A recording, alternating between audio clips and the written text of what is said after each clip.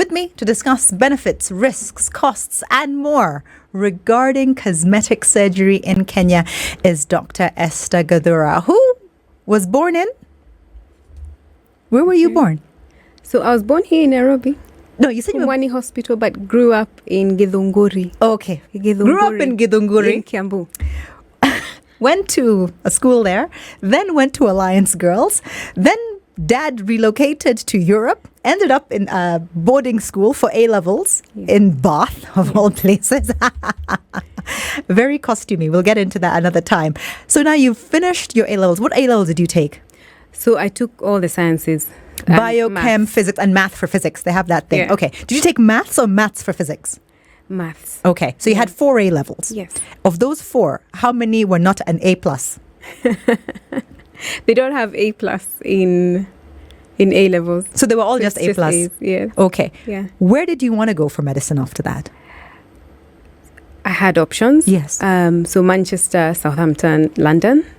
I think Bath, as you said, it's a small town. So I was craving the cosmopolitan people who look like me. So I didn't have that in Bath. So London was a no-brainer. Okay. So the only thing that was going to stand against me in London is not getting into med school there. Scholarship, was it an option? To be honest, it wasn't. I didn't explore that option.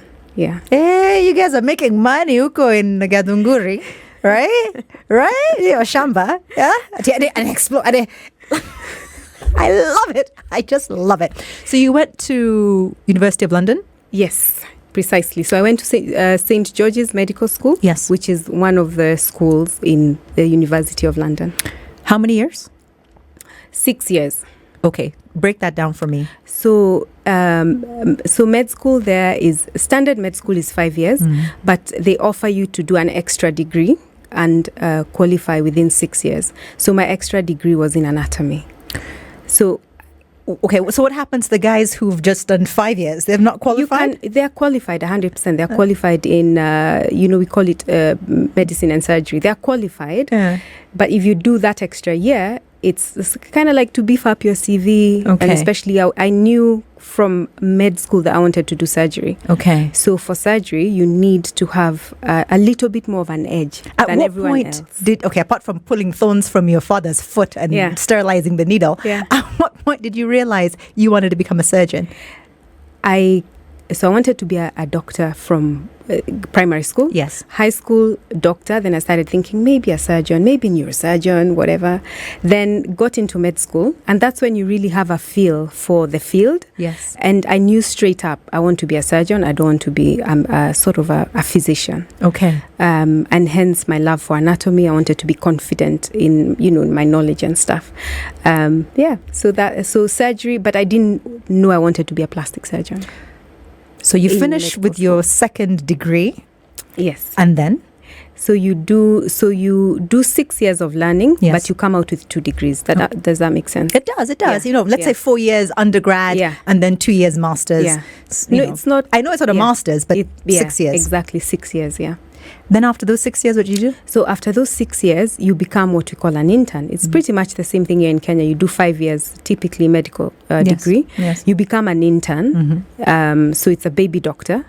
And you have to be supervised, etc. Like a learner. In the car. Okay. And then in the UK, you have to at least do 2 years as an intern before you apply for whatever you want to train as. So I knew I wanted to do surgery, so pretty much just focus. You can't do anything else at that stage. Yes. Because you have to beef up your CV. So so surgery is competitive there. So surgery is competitive everywhere, right? So you just have to beef up your CV. Yeah. So you're, to be honest with you, you're working as a junior doctor there. They call us junior doctors or an intern. Yeah, they've been striking a lot. So we've been seeing them on the Sky Back then, News. there were no strikes. Oh, there were no strikes. We work day and night. And when you're not working, you're doing a little project because you want to publish. You're doing a presentation. Okay, what is a little project for someone who wants to be a plastic surgeon? I love it. Yeah, so you're trying all the time to sort of make sure that your CV is beefed up. You've got extra things that put you. who was guiding you? Who were your mentors? Who was helping you say, okay, don't do that beefing up project. That would be absolutely useless. This is a better beefing up project. Because remember, you're from Nairobi via Bath. Now you're in London and your folks are somewhere in Europe. Let me tell you what. Yeah, please. So that one is just, it's divine. Yeah. I'm not just saying that. That's definitely God. Because there was a whole issue where the surgeon there, the typical surgeon, is white male, old. Sometimes if there's a female, she's blonde and blue-eyed. So you're not the typical. So there's nobody who's going to say you, oh, this new intern, come and do this project for me, or let me. So there was nobody really at those early stages to hold my hand. It was a lot of research and doing things, and you're conscious about it, but you don't want to sort of. And actually, some mentors, we have automatic mentors, people who guide you, etc. So at the end of the farm, they'd call me and be like, so how are things? What do you want to do? And I'd say, I want to do surgery. And like, I really don't think it suits you. They were not your dad who said you could do anything in the absolute world. Who are these people giving you false? Some medical professor saying, no, you probably do something like a general physician or whatever. But if you want to do surgery, it's going to be very tough. It's going to have to be really tough. And I said, yes. Yeah, I'm tough. I do remember to this day that conversation. You should have told him, don't let this mouth fool you. Huh? Okay. Yeah. All right. So you have your 2 years post 6 years of study internship. And then what happened? So that's now 8 years of post high school. Well, are we counting the 2 years of A levels as post high school as well? Do we count that in the 20 years? It's in the 20 years. Okay. So now you have 2 years of A levels, 6 years of university, another 2 years of being a baby doctor. That's 10 years. Yeah. Your friends graduated a long time ago at UON. Yes. You know, they're here treating people left, right and center. Yes. You're still trying to get a foot into surgery in the UK. What happened? And at that stage, my folks, my mzee especially, is now enough education. You need to come back home and settle. Hey, my son. When will you finish? Now that's enough. And at that stage, I knew if I come back to Kenya, I knew I want to do surgery. Yes. There's training opportunity here, but it's not as diverse as there. So the opportunity is here, and I felt like I probably will have to go a couple of steps, and I really did consider it at that stage. And I said, let me just try get into it. And that time is when I'm trying to consider what type of surgery do I want to do. So it was either plastic surgery or bone surgery, orthopedic surgery. That's what I wanted to do initially. Are the bone surgeons the ones with the saw? The saw. I like that. I like the ones with the saw. The okay, but quick one. Yeah. Your older siblings, had they married and started having children by then? A good question. Yes, actually. So you see that folks are relaxed. You see, that's always the pressure. Yeah. They're already grandparents. So they want you to come back, but they're a bit easy on you staying. It's not too much pressure. Yeah. So you decided on plastic surgery. Yes. How was the application process for you? The application process is it's rigorous. It's tough. So I've done 2 years internship. Then I have to do basic surgical training, or we call it core surgical training, for 2 years. So during those core surgical training is when I'm getting my CV and everything up to scratch to apply for plastic surgery. Okay. So back then when I applied, yes, we used to have hundreds of people applying, and everyone is, they knew they wanted to do surgery. They've got really good CVs. So you've got a couple hundred, maybe there are 20 places. And it's a national selection. So everyone in the country who wants to do plastic surgery applies at the same time. And then they interview you, and then, they make the decision. There was no sort of advantage with international fees? Nothing. The international fee story ended when you do your undergrad. So after that, everyone is just... we're all in the same. We're all in the same. And I have to add, when you're doing all that, you're working, you're trying to do projects on the side, and then you have to do a master's. Yeah. So I did a master's at the same time.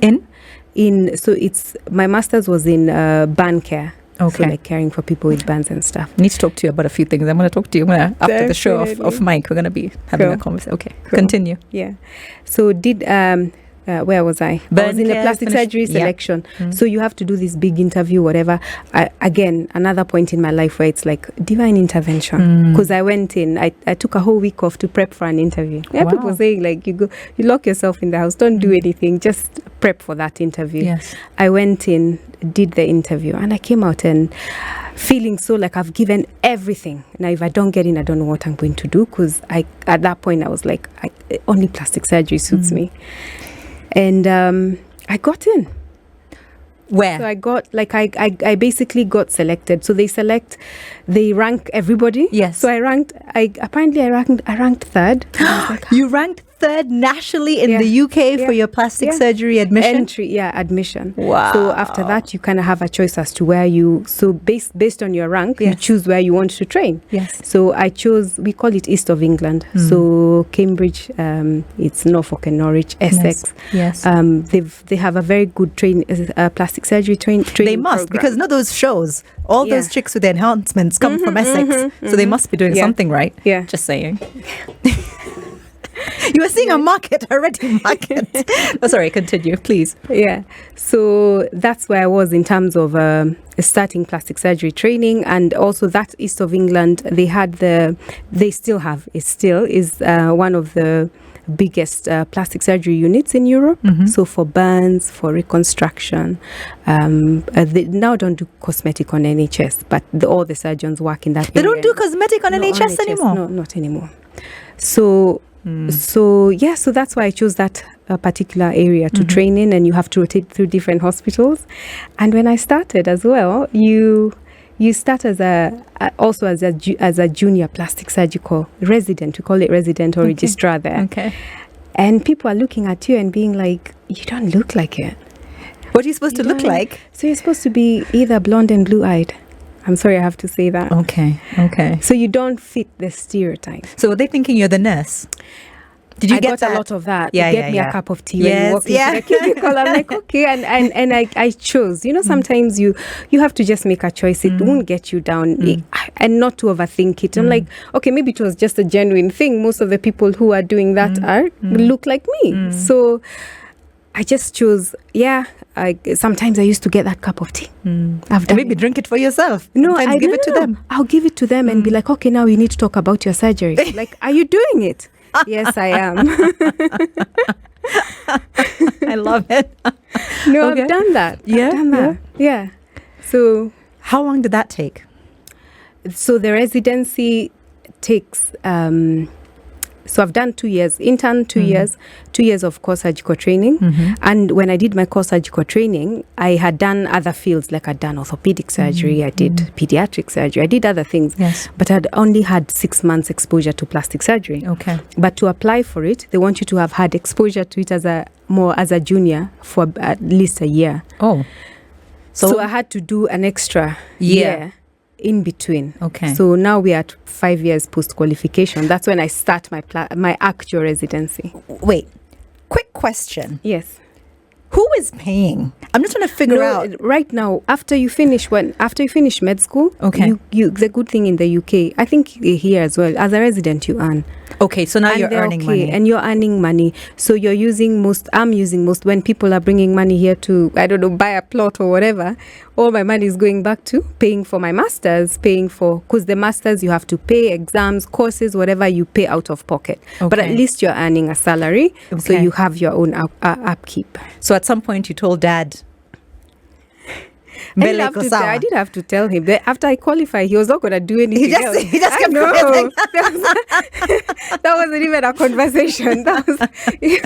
All right, so let's establish the fact that you have about 20 years of post-high school education in order to qualify and be certified as a plastic surgeon. Yeah. So my question to you is, at what point and in which year did you sit that final exam or get that final certificate to say, here you go, congratulations? What was that final like? Exam 2020. And that was a relief. Okay. You'd think you'd be so happy.